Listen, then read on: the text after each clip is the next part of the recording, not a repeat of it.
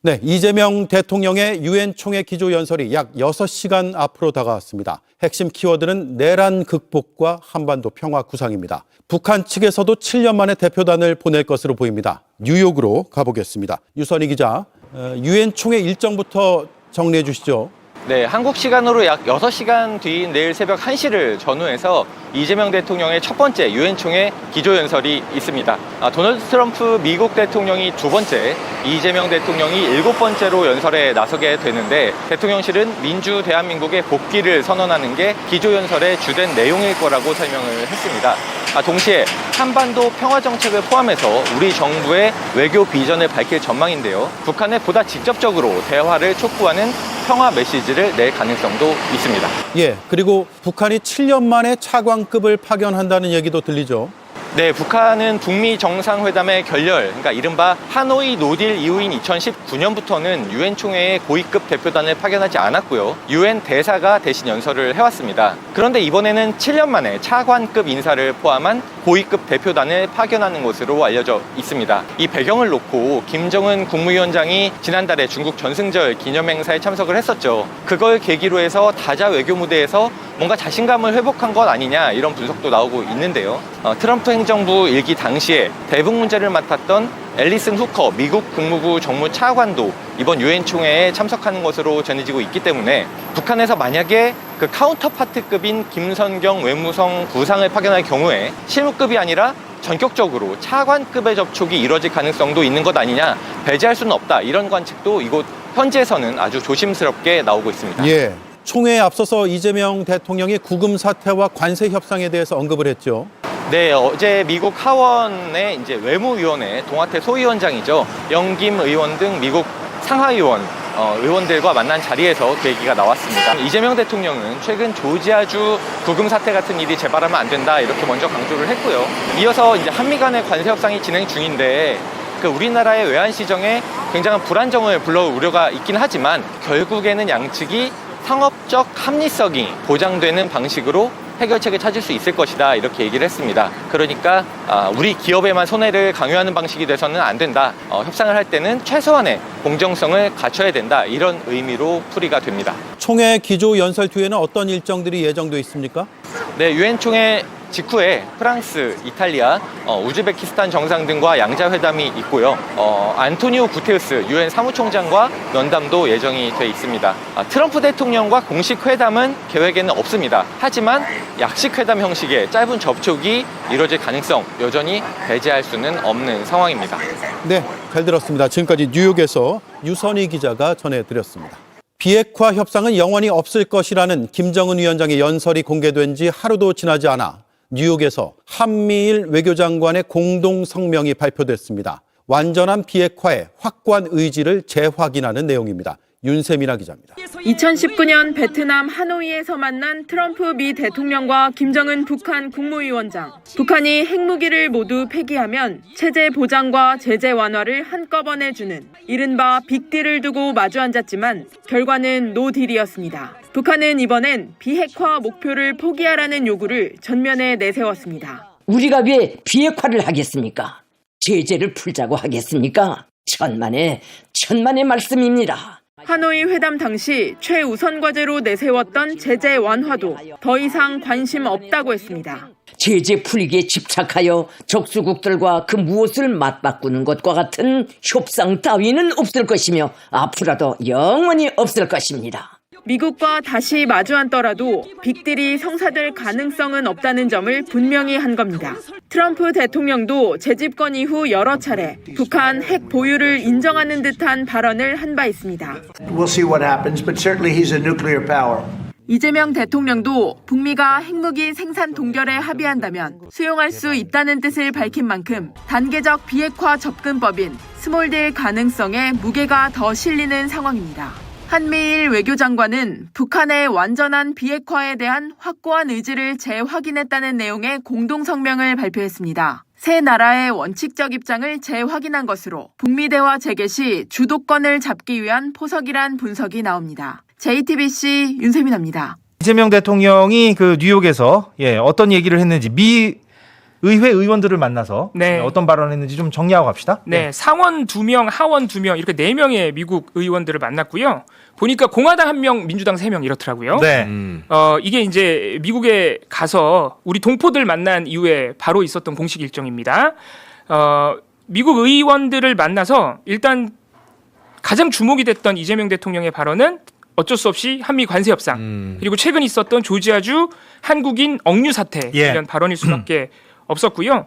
이재명 대통령이 일단 이 구금 사태에 대해서 최근 조지아주에서 발생한 한국 전문 인력 구금 같은 사태가 재발하면 안 된다. 이렇게 다시 한번 강조를 했습니다. 예, 세게 얘기해야죠, 이거. 네, 예. 이에 대해서 이 미국의 의원들도 미국의 책임을 인정을 하면서 최근에 이 민주당 일부 의원들이 그 계속 문제가 되고 있는 한국은 쿼터를 받지도 못한 그 전문 인력 비자 있잖아요. 예. 최근에 트럼프 정부가 이거 수수료를 100배나 올려가지고 1억 4천만 원 내라고 무기화하고 있는 상황인데, 그 전문직 취업 비자. 네, 일부 민주당 미국 의원들이 그 한국 동반자법이라고 해서 그 비자 말고 한국 전문 인력은 조금 더 간소한 절차로 비자를 쉽게 받을 수 있고 장기 체류할 수 있도록 하는 법안을 제출을 했어요. 그래서 오늘 나온 이 4명의 의원들도 이 한국 동반자법 등을 통과시킬 수 있도록 노력을 하겠다 이렇게 화답을 했습니다. 다만 이 비슷한 법이 여러 번 시도가 됐는데 네. 한 10년 동안 통과가 안 되고 있다 그러더라고요. 10년 동안이요? 네. 그럼 뭐 대통령 앞에서 그냥 하는 소리 아닙니까, 혹시? 그러니까 그럴 수도 예. 있고요. 또 10년 동안 대통령 2번이 다 트럼프였기 때문에 좀 영향을 미쳤을 것 같기도 하고요. 네. 또 관세 협상도 이재명 대통령이 언급을 했는데 이게 네. 좀 일관된 메시지를 내고 있어요. 어제 보도된 로이터 통신 BBC 인터뷰하고도 똑같은 메시지를 오늘도 이재명 대통령이 미국 의원들을 만나서 낸 겁니다. 네. 이런 메시지입니다. 미국이 요구하는 대로 3,500억 달러 대미 투자 펀드를 그대로 하면 한국은 외환위기를 맞을 수밖에 없다. 예. 이 메시지를 지금 일관적으로 오늘도 미국 의원들한테 한 것이고요. 또한 일본하고는 외환 보유고의 규모 차이도 너무나 크고 또 그 통화 수합 제도가 없으니까. 네. 예. 미일은 있고 한미는 없고. 네, 대통령이 그 얘기도 했습니다. 네. 한미 통화 수화프도 없이 이렇게 3,500억 달러를 직접 투자를 하라고 하면 네. 우리는 외환 위기를 맞을 수밖에 없다. 못해요. 예. 네, 이렇게 이야기를 했고 이런 점들 때문에 우려가 있지만 양국이 상업적 합립성이 보장되는 방식으로 해결책을 찾을 수 있을 것이다. 이렇게 메시지를 내서 이게 로이터 통신 인터뷰 그리고 오늘 미국 의원들까지 만나서 이런 메시지를 동일하게 내는 것은 결국에는 이재명 대통령이 직접 한미 관세 협상 후속 협상에 대해서 조금 여론전을 해주고 있다. 이렇게도 해석이 됐는데 지금 가장 곤혹스러워하는 사람이 이제 이번 뭐 조지아 사태나 관세 협상 관련해서 곤혹스러운 건 당연히 우리지만 또 미국인들 중에서는 그 조지아 주지사요. 한국 온다 그러죠. 한국 왔습니까 안 왔습니까? 온다고 했었는데 온다고 했던 것 같은데. 네. 들어왔는지는 모르겠어요. 부랴부랴 지금 한국 찾겠다고. 조지아 주지사 입장에서는 지금 한국 기업들 덕분에 거기 조지아주의 그 경제가 막 살아나고 이러는 건데 청천벽력 같은 이번 조치 때문에 곤혹스러워하는 그런 사람 가운데 한 명이 조지아 주지사인데 그래서 한국 들어온다고 하지 않습니까? 그런데 아무튼 이번에 그 전문직 취업 비자도 트럼프 정부가 1,000달러에서 10만 달러로 100배를 늘려서 상했습니다. 10만 달러면 우리나라 돈으로 1억 4천만 원 정도 되는데 네. 한 사람이 들어올 때 1억 4천만 원 내야 전문직 취업 비자 내주겠다 이겁니다. 네. 근데 한 해 뭐 8만 명인가 뭐 이렇게 제한이 8만 5천 명으로 쿼터가 있는데 우리나라 쿼터가 있고, 없습니다. 우리나라 없고. 근데 이게 이제 일각에서는 결국엔 미국이 재발등 찍기다. 이게. 왜냐하면 그 사람들이 들어와서 결국에는 미국의 어떤 그런 혁신 경제를 이끌어가는 사람들인데 대다수가 IT 업계에 종사하면서 그런데 그 사람들한테 1억 4천만 원이라는 거액의 이렇게 비자 수수료 물론 기업이 내는 거지만 그거 물린다는 거는 결국에는 미국 경제에 뭐 도움이 안 되는 꼴을 만들어내는 게 아니냐 이런 지적도 지금 나오고 있습니다. 기업에서 10명만 번데도 14억 내라는 그러니까요. 거 아니에요? 말이 안. 이게 실제로 구글, 애플 등 미국의 주요 기업들이 이 조치에 반발했어요. 그러니까요. 왜냐하면 그런 미국의 대표적인 기업들 안에는 다른 국적의 전문 인력이 많거든요. 아, 당연하죠. 네, 그래가지고 이거 진짜 발효돼서 1억 4천만 원 내기 전에 빨리 미국으로 다시 돌아와라고 구글 등 미국 업체에서 비상이 걸린 거예요. 아, 그래가지고 사실 처음에는 6년 동안 매년 1억 4천만 원 내라고 했다가 미국이 그 다음 날 이번 주 일요일인데 좀 말을 바꿨습니다. 한 번만 내면 된다. 예. 근데 신규 너무 신청자에 대해. 말이 안 되는 게 비자 수수료입니다. 이건 어디까지나 무슨 네. 1억 4천 내면은 거기 가서 뭐 영주권을 받고 이런 게 전혀 아니고. 영주권 받으려면 그때 뭐 카드 나왔던데. 네네, 트럼프 카드 100만 불. 달러. 네, 100만 달러 내면 영주권 네. 준다. 근데 아니 이게 비자 수수료가 1억 4천만 원이라는 게 이게 네. 제정신으로 하는 말인지 이게 어떻게 이게 가당키나 합니까? 그러니까요. 사실 우리가 어디 비자 수수료를 낼 때 뭐 3만 원 정도만 내도 너무 비싸다 그러는데 야 무슨 아니 전문직이니까 비자가 좀 더 융통성이 있고 관광 비자가 아니니까 그런 점은 이해가 되는데 1,000불도 사실상 작은 돈이 아니에요. 그럼요. 수수료입니다. 네. 이건 어디까지나 비자 수수료예요. 예. 야 그런데 1억 4천이라고 하니까 저는 이게 비자 수수료가 아니라 무슨 전문직은 무슨 영주권을 주나 이런 생각이 들 정도로 맞아요. 오인하기 좋은 그런 금액이다. 액수죠. 예. 근데 영주권은 그 트럼프 얼굴이 찍힌 그 카드인가요? 그게 있는데 그게 뭐 100만 달러인가 그렇더라고요. 최근 기사 보니까. 그러니까 이게 다 장사예요. 그러니까요. 어떻게 보면 트럼프 정부는 정말 상상 바뀝니다. 정말 모든 게. 예. 그것도 2배로 올렸잖아요. 이스타. 그 무비자 관광 아, 수수료 관광 그것도 갈 때 수수료를 그거, 그것도 수수료를 2배 올렸습니다. 물론 그래요? 몇만 원 수준이긴 한데 그것도 2배로 올렸어요. 예. 그러면은 허위 딜러 아니에요? 아 근데 이 정도면은 외국인들 들어오지 말란 소리나 그렇죠. 들어먹거든요. 네.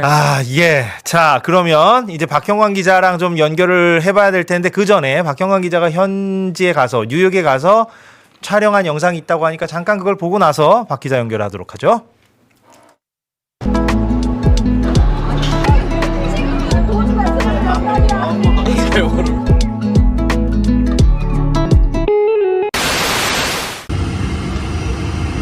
네, 여기는 뉴욕입니다. 이제 막 공항에 도착했고요. 아직 기내에서 대기 중입니다. 이 보안 문제 때문에 기내를 찍진 못하고 기내 밖을 찍으면서 얘기를 드리고 있는데 저기 보니까 이제 프랑스 1호기도 도착했네요. 아마 우리 대통령이랑도 24일날 양자 정상회담을 합니다. 지금 여기 시간은 12시 06분입니다. 이제 대통령이 내리면 곧바로 레리 핑크 세계경제포럼 회장이랑 만나고 이 상하원 의원들이랑도 만납니다. 그리고 오늘 저녁에 동포 간담회도 있습니다. 자, 박형광 기자 지금 영상 연결을 해보겠습니다. 박 기자 제 말 들리나요? 네, 잘 들립니다. 안녕하십니까. 저는 뉴욕의 프레스센터에 나와 있습니다. 예, 아주 깔끔하게 연결이 잘 되어 있군요. 예, 저희 제작진이 기술 감독들이 네. 잘 이렇게 연습을 해보더니만 잘 연결이 어제부터 되는 것 열심히 같습니다. 연습했습니다. 예, 딜레이도 별로 없는 것 같고. 그러니까요. 좋네요. 예, 바로바로 이렇게 서로 대화가 원활하게 되는 것 같군요.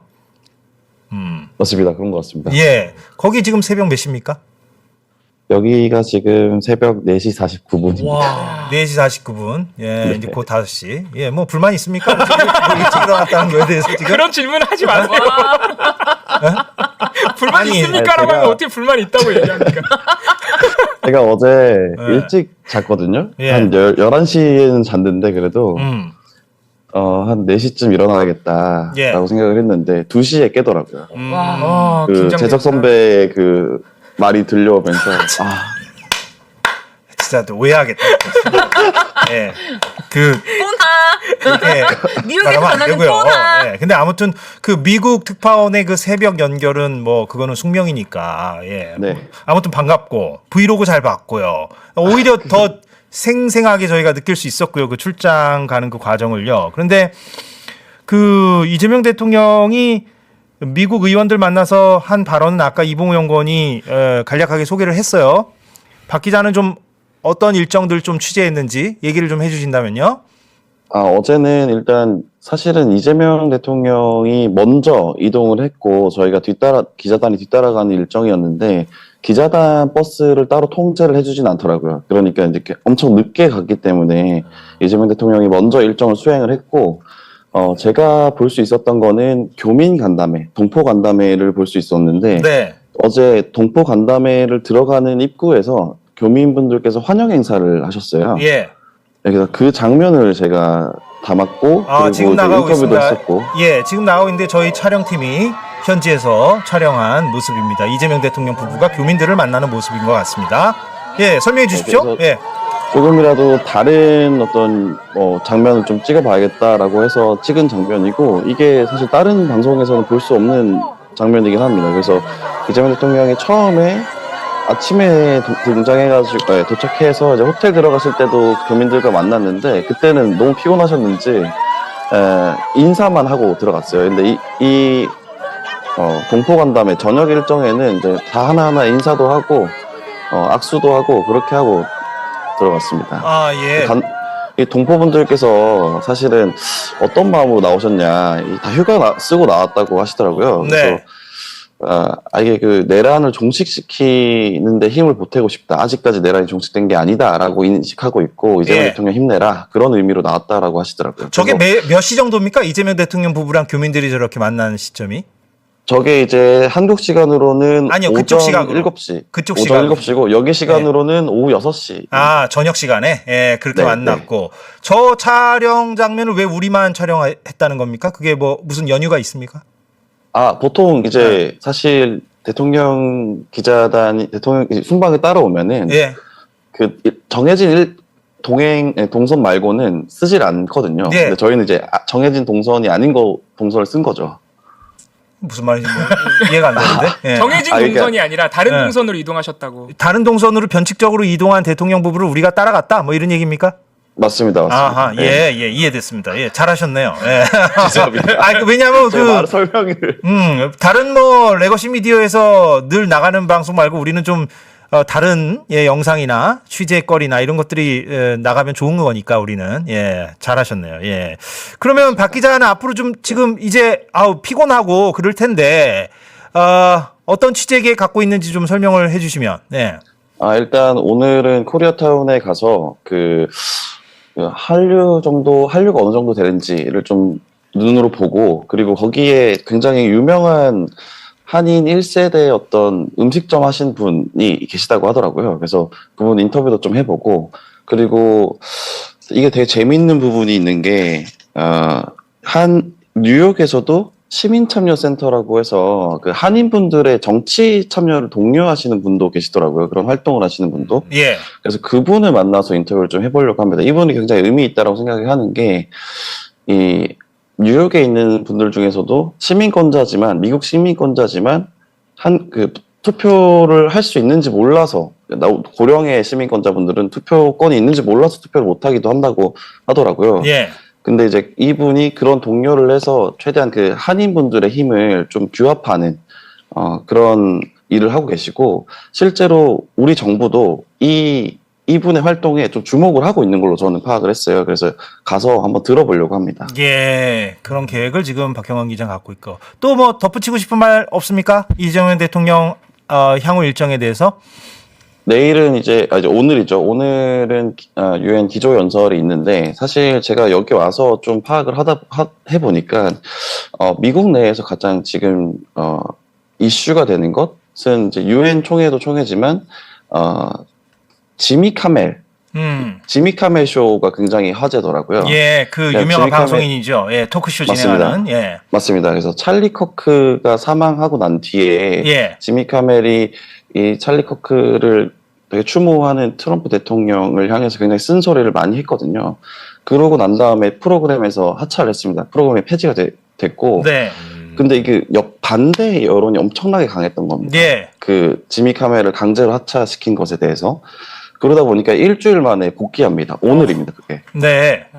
그래서 지미 카멜이 어떤 메시지를 내놓을 것이냐, 이게 일면 톱으로 갈 거다라고 다들 지켜보고 있더라고요. 네. 예, 그래서 사실 지미 카멜에 급하게 이제 인터뷰 요청을 넣어놨는데 성사가 될 수 있을지는 모르겠습니다. 예, 다각도로 아주 취재 계획이 있군요. 알겠습니다. 혹시 출연자분들 중에 박형원 기자에게 질문하고 싶은 분 있다면 하셔도 됩니다. 마지막으로 하나 정도. 우리 박형가 기자님이랑 인터뷰하는데 지금 딜레이가 하나도 없어가지고 간혹 몇몇 분들이 지금 영등포 세트장에서 지금 하고 있는 거 아니냐는 의혹 제기가 있는데 그거 확실하게 좀. 아닌 건 뭐 확실하죠, 기자님. 네. 우리 시청자분들한테 제보 받아서 취재도 한다고 하셨는데 했는데 네네. 그거는 기획된 게 있으신지 궁금하네요. 그러니까 지금 안 그래도 어떤 분을 섭외할지를 고민을 많이 했는데, 일단 일정이 사실 목요일까지예요. 그러니까 이틀밖에 남지 않았습니다. 맞아. 그래서 짧아요. 네. 주요하신 분들을 좀 인터뷰할 계획을 잡고 있고, 그리고 여기 뉴욕의 주 하원 의원분도 이제 인터뷰 날짜를 잡아놔서 많은 취재를 못하고 또 핵심만 좀 알짜만 추려서 할 계획입니다. 예, 알겠습니다. 내일도 이 시간에 좀 연결을 해서 취재 된 거 있으면 좀 공유를 하자고요. 네, 알겠습니다. 네. 뭐 문제 있습니까? 얼굴 좀 보세요. 원래 닮아도 하는 거예요. 예, 내일은 조금 기술적인 부분이 해결이 되면 여기가 지금 제가 지금 묵고 있는 이 호텔이 프레스센터가 5층에 있고 제 방이 위에 있는데 여기서 5분 거리에 타임스퀘어가 있습니다. 오. 네, 그래서 타임스퀘어에서 한번 연결할 수 있도록 노력을 한번 해보겠습니다. 아, 예, 고맙습니다. 예, 타임스퀘어 오랜만에 한번 보면 좋겠네요. 예, 박형경 기자 하여튼 잘 좀 몸 관리 잘 하시면서 취재하면 좋겠네요. 영등포 타임스퀘어 아니죠? 농담입니다. 고생 많으십니다. 지미 킴의 인터뷰 꼭 성사되기를 그러게요. 바랍니다. 대박이다 네. 진짜. 예. 쉽지는 않을 것 같아요. 네. 단독 네. 인터뷰인데. 고맙습니다, 박 기자. 네, 고맙습니다. 고생 많으시네요, 진짜. 지미 키멜 인터뷰는 쉽지는 않을 것 같아요. 그러니까. 예, 워낙에 지금 네. 그쪽에서도 화제고 뭐 그렇지. 미국에서도 인터뷰 요청이 막 너도나도. 어마어마하게 쇄도할 것 같아서. 그게 이제 트럼프가 언론 탄압을 지금 하고 있거든요. 미국에서도요. 그 일환으로 유명 토크쇼 진행자가 이제 하차했다가 복귀한다 이런 얘기입니다. 예, 그 참고적으로 좀 말씀을 드렸고요. 아니 이 방송국에 생긴 것 자체 탄생 자체가 지금 지미 키멜 당신의 전 모델이다. 그렇잖아요. 그렇게 어필해야겠네. 한국에서는 당신처럼 언론 탄압했다가 우리가 방송국을 세웠다. 그래서 내가 지금 여기 기자로 왔다. 인터뷰 맞는 이건 말이에요. 매우 중요한 국가적인 문제도 그렇죠. 연결된다. 맥락 있네요. 이게 해야죠. 네, 어떻게 맞습니다. 해야죠. 갑자기 큰 소리로 지미라고 하셔가지고 육소를. 지미 키멜. 키멜. 네. 예. 그 이재명 대통령이 유엔총회 참석을 위해서 지금 뉴욕을 방문 중이잖아요. 내일 새벽쯤에 이제 유엔총회 기조 연설을 한다고 하고요. 이제 뉴욕을 방문하고 나서 첫 행보로는 세계 최대 자산 운용사인 블랙록 회장을 만나서 업무 협약을 체결했습니다. 굉장히 빠르게 움직이고 계시고요. 일단 우리 동포들 간담회를 한 영상이 있다고 하는데요. 그거 보고 와서 얘기 나눠보도록 하겠습니다. 지금 대통령님 내외분께서 입장하십니다. 모두 자리에서 일어나셔서 환영해 주시기 바랍니다. 그리고 이게 아이들을 대할 때요. 엄청 진짜 예뻐하는 게 보였어요. 진심이. 이번 미국 방문 말고 지난번에도 저기 미국 가셨을 때 동포 간담회 그렇죠. 예. 다시 도약할 때가 됐습니다. 경제적으로, 문화적으로, 군사적으로, 외교적으로, 그리고 정신적으로. 우리가 세계 대한민국 국민임을 자랑스럽게 여기는, 그리고 대한민국 영토 내가 아니라 전 세계에 발딛고 사는 우리 재외 국민들이 대한민국 국민임을 자랑스럽게, 그리고 대한민국 국민임을 당당하게 말할 수 있는 그런 대한민국을 꼭 만들도록 하겠습니다.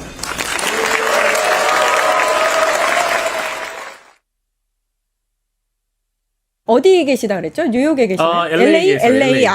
그렇군요. 그나마 좀 더 가까워지셨습니다. 이재명 대통령과 이 여자님. 예. 근데 이제 뉴욕에 도착하자마자 쉬지 않고 바로 달려간 게 블랙록 회장이었고 바로 업무 협약을 체결을 했습니다. 네. 한국의 아시아 태평양 AI 수도를 실현하겠다라면서 레리 핑크 회장은 글로벌 자본을 연계해서 적극적으로 협력하겠다 이렇게 밝혔는데 에디터님? 네. 그 이제 뭐 MOU라는 것은 뭐 다들 아시는 대로 실제 정식 계약서라고 보기는 어렵습니다만은 그렇다고 하더라도 서로 이제 MOU를 맺었다는 것만으로도 이제 관계를 긍정적으로 맺어가면서 앞으로의 향후에 MOU 관련된 내용들을 더 적극적으로 추진하겠다라는 서로의 어떤 협의가 이루어졌다고 봐야 되겠죠. 그래서 이 MOU 내용에는 뭐 국내 AI나 재생에너지 인프라를 협력하는데 강화하는 것을 뭐 서로 협력한다. 이제 이 내용이 나와 있고 한국을 아시아 태평양 지역의 AI 허브로 구축하는 협력도 모색한다. 또 AI 수요에 대응하기 위한 통합적인 접근법을 모색한다. 그리고 앞으로 5년간 아시아 태평양 지역의 재생에너지 전환을 위한 대규모 공동 투자를 준비한다는 내용이 있는데 아무래도 이제 블랙록의 경우에는 제가 알기로는 전 세계에 30개의 회사가 나가 있을 거예요. 그 자산 운용사 중에 규모가 제일 큰 곳이라고 하거든요. 그래서 인공지능과 재생에너지를 비롯해서 여러 이제 협력을 위해서 양해각서를 맺었다라고 하니까 당연히 이 포커스를 맞출 만한 소식이라고 보고요. 대통령실 쪽에서 밝힌 내용을 보니까 앞으로 태스크포스를 구성해서 실제 계약을 이뤄갈 수 있도록 노력을 한다고 합니다. 구체적인 투자 규모나 방식 등을 논의할 예정이라고 하고 어쨌든 글로벌 자본이랑 연계해서 우리가 좀 더 도움을 받을 수 있는 건 도움받고 또 협력할 건 협력할 수 있다라는 것은 이재명 대통령께서 누차 밝히셨던 그 인공지능 AI뿐만 아니라 재생에너지 분야까지도 확대할 수 있는 좋은 기회가 될 거라고 보고요. 이게 투자 규모가 예상하기로는 뭐 수십조 원이 될 수도 있다라는 얘기가 있어서 아무튼 뭐 외국에 있는 자산 운용사가 국내나 또 이 어떤 아시아 태평양 지역에 대규모 인프라 투자를 할 수 있는 전기가 마련될 수 있다. 그런 차원에서는 중요한 자리였다고 봅니다. 예, 하정우 AI 미래의 기획 수석도 함께 갔는데 관련해서 공감대, 전략적 협력을 위한 공감대를 확인하는 자리였다. 이렇게 밝혔습니다.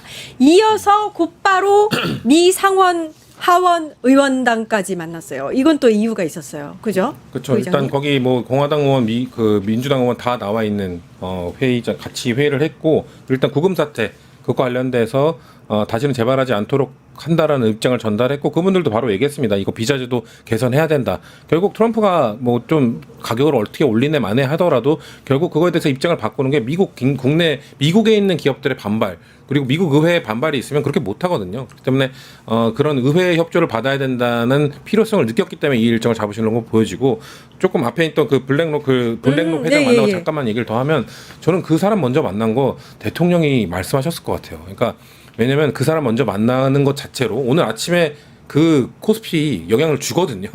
왜냐면 대규모 투자 회사가 이 한국의 AI 시장에 대해서 기대감을 갖고 있다. 한국 경제 성장 아주 긍정적으로 본다라는 멘트를 쏟아내주고 그리고 이 블랙록이 그 삼성 삼전에 좀 담고 있거든요. 꽤 그 큰 지분을 갖고 있기 때문에 삼전이 그래서 오전에 좀 왜 그런 거였는데 갑자기 9만전자를 돌파했었어요. 9만전자를 돌파했어요? 9만1000까지 갔다. 돌파했다가 다시 내려오긴 했습니다만 오늘 그래도 꽤 올랐던 게 결국 전 이 만남의 영향이라고 보고 코스피도 계속 오르면서 오늘도 0.5% 정도 올랐는데 전 이재명 대통령이 이거 아야 앞에 넣어. 한국 시간 오전에 이거 넣어가지고 코스피 아침에 쭉쭉 올라가는 견이네라는 일정으로 저는 잡으신 걸로 봐서 맞네. 와, 이 와중에도 이거 코스피 올리려고 역시 이거 생각하고 계시는구나라는 게 딱 느껴지는 일정이었습니다. 오, 와인 마시는 고양이님께서 코스피 4천 얻는 가자. 영희님은 이잼 보유국 대한민국 이렇게 말씀을 해주셨습니다. 우리 시각으로 내일 새벽입니다. 이재명 대통령이 7번째로 유엔 총회의 꽃으로 불리는 기조연설에 나서는데 오늘 잠 다 잤어요. 네, 기다려집니다. 무슨 내용 진짜, 예상하세요? 네. 당연히 실시간으로 봐야죠.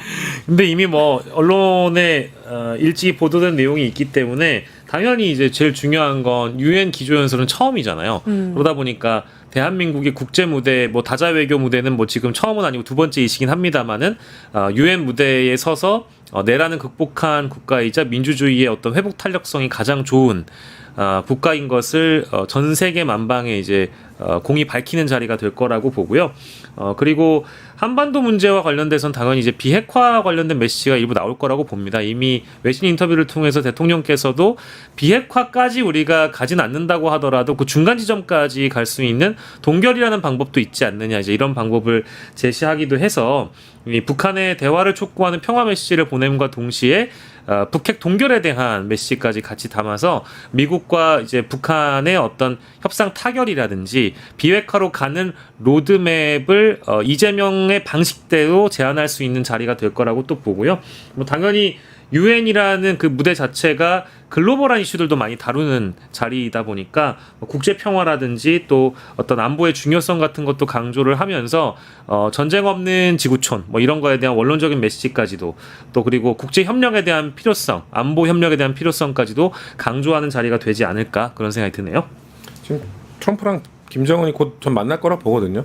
그런 상황 속에서 아마도 이것과 관련된 한 번 더 평화와 관련된 이재명 대통령의 메시지에 지금 전 세계가 아마 주목하고 있을 거고 지금 한국이 뭐 100일 만에 이런 것들을 다 극복하고 회복하는 과정은 전 세계가 이미 다 지켜봤습니다. 그거에 대해서 어떻게 보면 한번 정리하는 발언을 해주신 다음에 전 세계가 듣고 싶은 얘기는 그래서 한반도 평화에 대한 한국 대통령의 생각은 뭐지? 라는 계획을 듣고 싶으실 거고 지금 아마 이거 얘기하고 오면은 또 뭐 보수 진영이나 통일에 대한 부정적인 분들은 뭐 별의별 소리를 다 하겠지만 지금 전 세계는 아마도 지금 트럼프랑 김정은의 분위기 여기에 한국의 이런 참전 이런 것들을 봤을 때 아마 여기 한반도 평화와 관련된 이 비핵화 문제가 아주 이재명 대통령의 저는 이 아까 말씀하신 동결 이런 거 정말 현실적이고 그 실용주의에 기반한 아이디어라고 생각하고 원래 있었던 아이디어지만 그런 것 때문에 이재명 대통령이 여기에서도 성과를 충분히 보여주실 수 있다는 그 신호탄을 이번 연설을 통해 시작할 거라고 저는 봅니다. 그러니까 국가와 그 전 세계에 있는 국가들과 뭐 어찌 보면 가장 공감대를 느낄 수 있는 가장 소중한 가치라는 것은 자유를 지키는 근간이 또 국가가 세워진 어떤 헌법을 토대로 한 것이고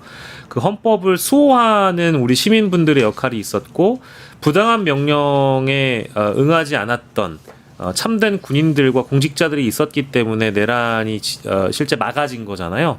그런 의미에서 지금 방금 막 좋은 속보가 떴는데 반가운 속보를 보니까 박정훈 전 해병대 수사단장하고 그리고 조성현 대령이었나요? 제가 이분이 아마 그 계급이 생각이 안 나는데 네. 박정훈 전 수사단장과 조성현 대령 이분이 이제 그때 당시에 계엄 당일에는 박정훈 뭐 수사단장은 잘 아시는 분일 거고 조성현 대령 맞습니다. 대령의 경우에는 예. 헌법재판소에 나와서 그때 당시에 자신이 부당한 명령을 받은 것을 소극적으로 수행한 군인이어서 법적으로 군사적으로 이것이 항명으로 평가됐던 윤석열 정부가 있었지만 이재명 정부에서는 국민의 기본권과 군의 법질서를 지키는 데 기여했고 우리 국민들의 생명과 안전을 위해서 하면 안 되는 일과 해야 하는 일을 명확하게 구분한 헌법의 수호자들이어서 특진 대상이 되고 또 훈장까지 수여한다라는 국방부 차원의 발표가 지금 막 있어서요. 예. 이것이 아마 대통령께서 유엔 기조연설에서 담을 만한